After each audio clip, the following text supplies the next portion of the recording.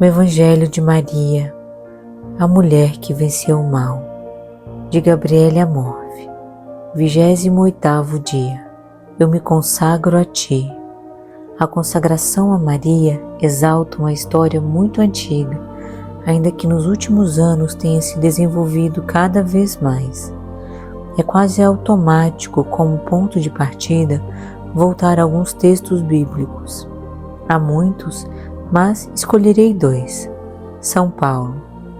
Eu vos exorto, pois, irmãos, pelas misericórdias de Deus, a oferecerdes vossos corpos em sacrifício vivo, santo, agradável a Deus. É este o vosso culto espiritual. E São Pedro. Vós, porém, sois uma raça escolhida, um sacerdócio régio, uma nação santa, um povo adquirido para Deus, a fim de que publiqueis as virtudes daquele que das trevas vos chamou à sua luz maravilhosa. Um povo que participa da missão real, profética, sacerdotal de Cristo é por sua natureza um povo de consagrados. Por que então consagrar-se a Maria, ou seja, a Deus por meio de Maria? A resposta é óbvia: para compreender e viver a consagração batismal. Em 25 de março de 1984, João Paulo II renovou a consagração do mundo ao Imaculado Coração de Maria, em união com todos os bispos do orbe, que no dia anterior haviam pronunciado as mesmas palavras de consagração em suas dioceses. A fórmula escolhida começa com as palavras da oração mariana mais antiga, que remonta ao século III. Sob a vossa proteção nos refugiamos.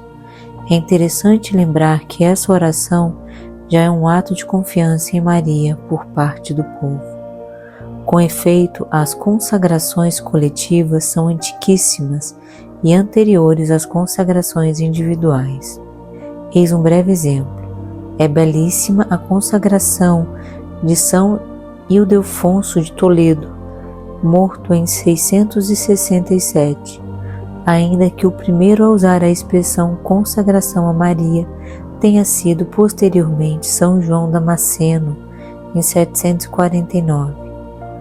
Durante toda a Idade Média, há uma competição de cidades e municípios que se oferecem a Maria, entregando-lhe muitas vezes as chaves da cidade em cerimônias sugestivas.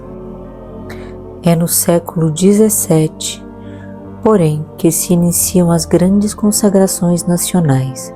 França, em 1638, Portugal, em 1641, Áustria, em 1647, Polônia, em 1656. A Itália tardou, só em 1959, pois não havia conquistado ainda a unidade nacional e porque as propostas anteriores não haviam sido concluídas. Depois das aparições de Fátima, as consagrações se multiplicaram. Lembremos a consagração do mundo pronunciada por Pio XII em 1942, seguida em 1952 da consagração dos povos russos, sempre pelo mesmo pontífice. Muitas outras nações se seguiram e quase sempre como encerramento da Peregrinatio Mariae, consagravam-se a seu Imaculado Coração. A consagração é um ato complexo, que se diversifica em cada caso. Uma coisa é quando um fiel se consagra pessoalmente, assumindo compromissos precisos, e outra quando se consagra um povo, toda uma nação, ou inclusive a humanidade. É justo nesses casos expressar-se de diversas maneiras, como fez Pio XII no fim da primeira consagração do mundo, para o qual usou 3 verbos: consagro, entrego e ofereço. Como não há espaço para dizer tudo, limitar-me-ei a uma reflexão sobre a consagração individual, bem explicada teologicamente por São Luís Maria Grignion de Montfort, de quem São João Paulo II foi um ardente seguidor, com seu lema Totus Tuus, extraído do próprio Montfort, que por sua vez o tinha tomado de São Boaventura. Recordemos 2 motivos. O primeiro nos oferece o exemplo do Pai, que nos deu Jesus por intermédio de Maria, confiando-o a ela. Disso se presume que a consagração consiste em reconhecer que a divina maternidade da Virgem, a exemplo dessa escolha do Pai, é a primeira razão que nos impele à consagração. O segundo motivo é o exemplo do próprio Jesus, a sabedoria encarnada. Ele se encomendou a Maria não apenas para receber a carne e o sangue, mas para ser criado, educado e crescer sob o seu olhar em sabedoria, idade e graça.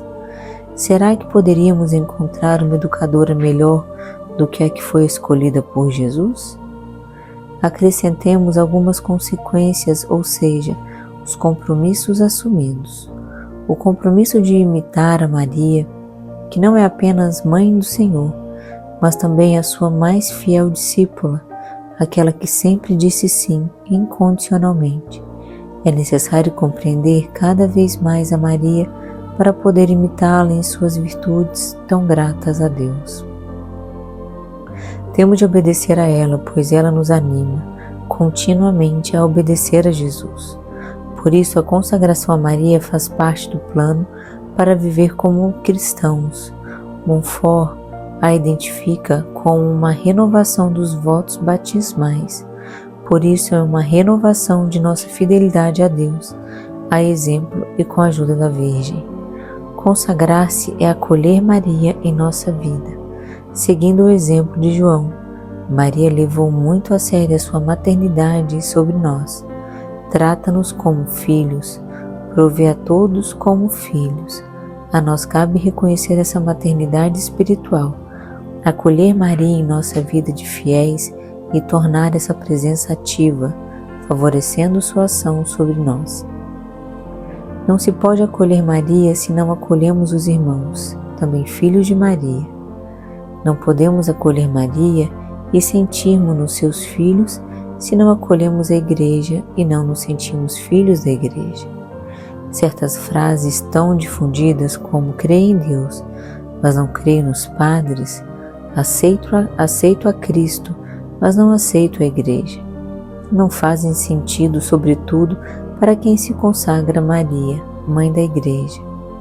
O novo mandamento não se limita a prescrever que amemos ao próximo como a nós mesmos, mas exige: amai-vos uns aos outros como eu vos amo. Não se ama a mãe, senão se ama a todos os seus filhos. E um pensamento conclusivo: consagramo-nos a Maria, entre outras coisas, porque confiamos em sua poderosa intercessão. É Deus quem a fez tão grande e poderosa em nosso benefício.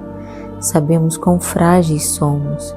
Encomendemo-nos então a Maria, para que reze por nós agora e na nossa morte. Os 2 momentos mais importantes de nossas vidas. Vemos, pois, que a devoção a Maria não consiste, como infelizmente acontece com muitos, simplesmente em recorrer a ela quando passamos por alguma necessidade. Não se ama alguém se só recorremos a ela quando queremos pedir algo. Parece-me que essa breve explicação pode nos servir de ajuda. Sigamos os conselhos de Montfort e comecemos vivendo ainda que o primeiro passo da consagração, fazer tudo com Maria. Veremos que a nossa vida mudará totalmente em poucos dias. Reflexões sobre Maria. Todos os títulos de Maria e as relações com que ela tem o foco em sua maternidade para com Jesus e para conosco. Se ela pediu que lhe consagrassem o mundo, a Rússia e seus povos, é porque assim deseja o Senhor. Consagrados a ela, guia-nos ao amor de Jesus, a observar as suas palavras. Vemos nisso um grande bem, tanto para os indivíduos como para a sociedade humana. Reflexão sobre nós. Não pensemos que somos mais inteligentes que o Pai, que confiou seu Filho unigênito a Maria. Esse é um exemplo do caminho a seguir. Reflitamos sobre as razões e os compromissos da consagração para renová-la e vivê-la plenamente. Por sua natureza, a consagração não é um ato isolado, mas uma tarefa a ser vivida dia após dia.